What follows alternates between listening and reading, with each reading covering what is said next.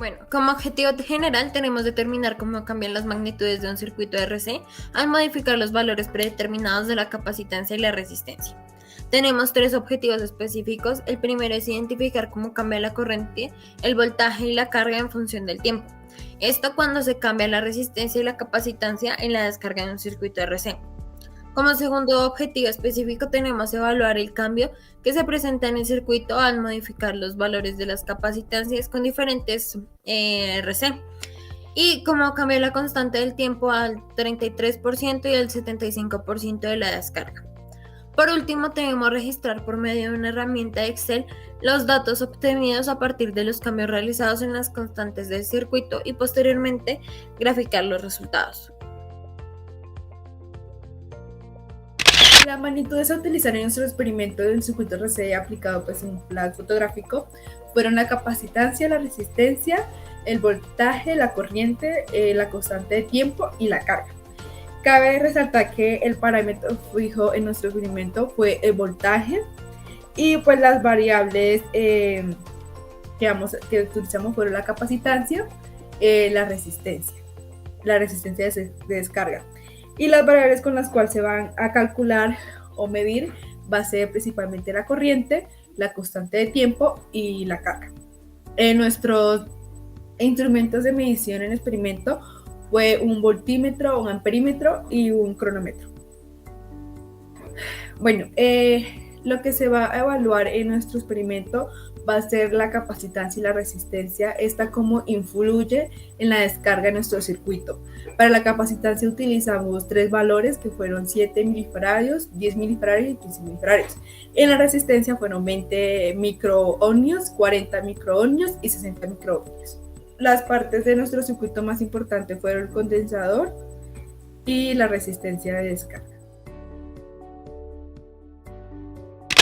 Posteriormente, para el experimento, se realizaron la toma de mediciones del tiempo, voltaje y la corriente de los datos iniciales en cuando el capacitor estaba en 4 milifaradios y en la resistencia estaba en 1 microohm.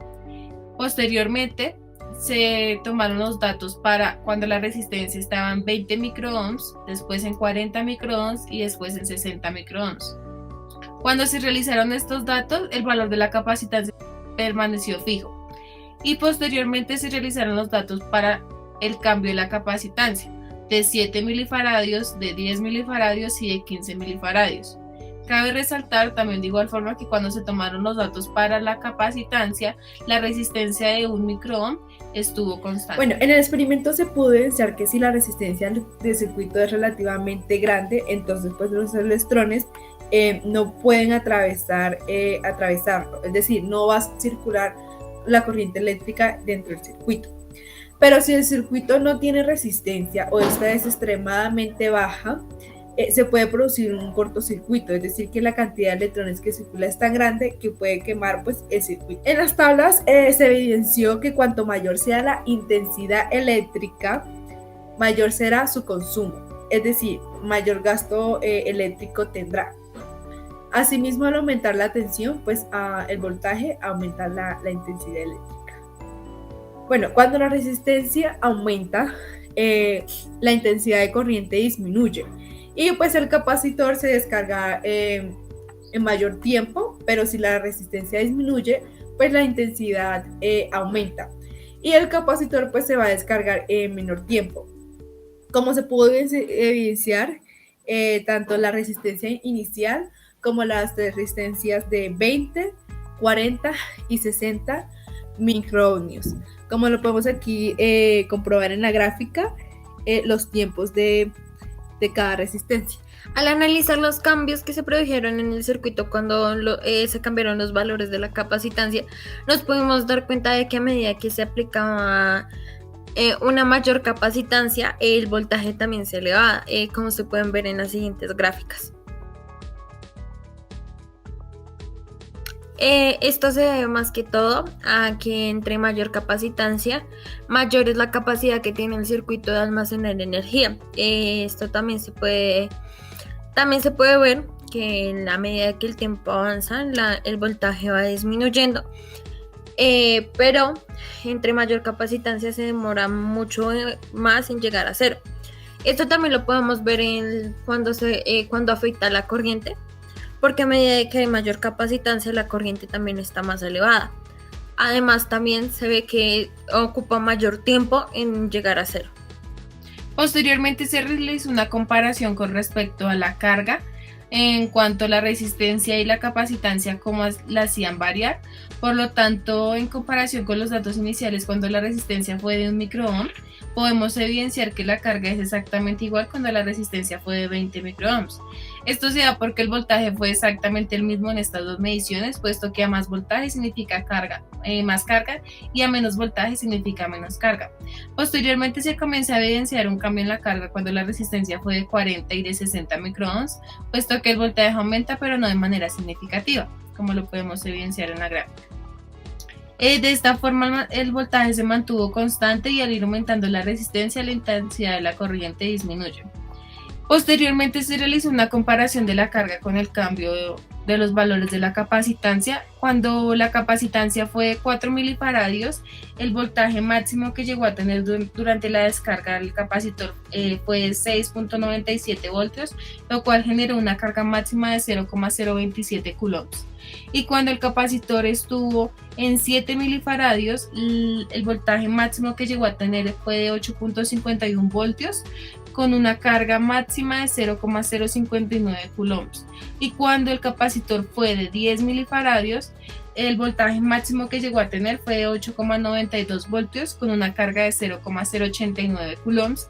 Y cuando finalmente el capacitor fue de 15 milifaradios, el voltaje que llegó a tener fue de 9,06 voltios con una carga de 0,135. Podemos decir que con estos resultados la teoría coincide con respecto a la teoría, puesto que a mayor capacitancia mayor será la energía almacenada del capacitor, que en este caso fue la de 15 milifaradios. Para el cálculo de la constante tau, que es la constante de tiempo, en nuestro proyecto o análisis analizamos cambiando los datos de la capacitancia y de la resistencia. Yo les voy a dar a conocer qué unidades manejamos acerca de la capacitancia.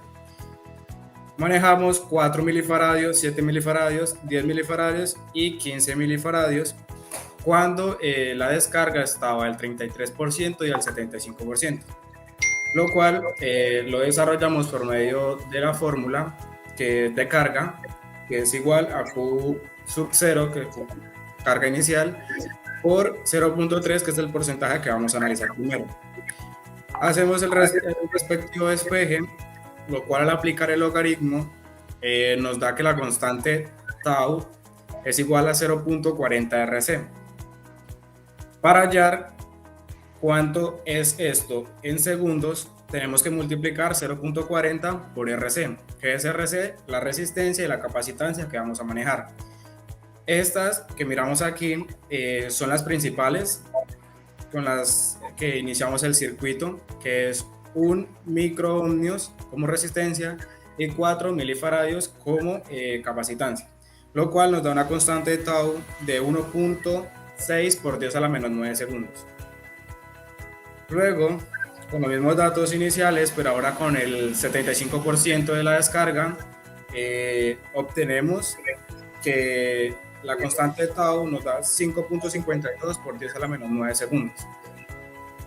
Dicho proceso se realiza igual cuando manejamos la capacitancia a 7 milifaradios y nos da un resultado de tau de 2.8 por 10 a la menos 9 segundos. Ahora, para el 75%, nos dice que tau es igual a 9.66 por 10 a la menos 9 segundos. Cuando la capacitancia está a los 10 milifaradios, la constante de tau es igual a 4 por 10 a la menos 9 segundos. Cuando está al 33%. Cuando está al 75%, obtenemos una constante de tau de 1.88 por 10 a la menos 8 segundos. Y finalmente, cuando la capacitancia está a los 15 milifaradios, obtenemos que la constante de tau es 6 por 10 a la menos 9 segundos, cuando está al 33%. Y al 75% nos da un resultado de 2.07 por 10 a la menos 8 segundos la constante de Tau. Ahora yo les voy a hablar sobre los cálculos que hicimos para las resistencias cuando el capacitor se descarga al 33 y al 75%. Primero vamos a ver para el valor inicial con un microohmio. El cálculo es el mismo que hacemos con la capacitancia, pero cuando nos da aquí este valor, lo que cambiamos es el valor de la resistencia. Entonces, aquí tenemos los valores iniciales con los que empezamos el experimento, que es un microohmio y 4 milifarados. Nos da la constante de Tau 1.6 por 10 a la menos 9 segundos, cuando está al 33%.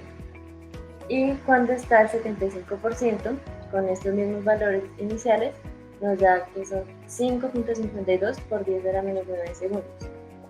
Luego cambiamos la resistencia a 20 microohmios y nos da un resultado de 3.2 por 10 a la menos 8 segundos cuando está al 33% de la descarga. Y cuando está al 75% de la descarga, con este mismo valor de 20 microohmios, tenemos que Tau es 1.104 por 10 a la menos 8 segundos. Nuevamente cambiamos el valor de resistencia y cuando está al 33%, con el valor de 40 microohmios, la constante de Tau nos da que es 6.4 por 10 a la menos 8 segundos.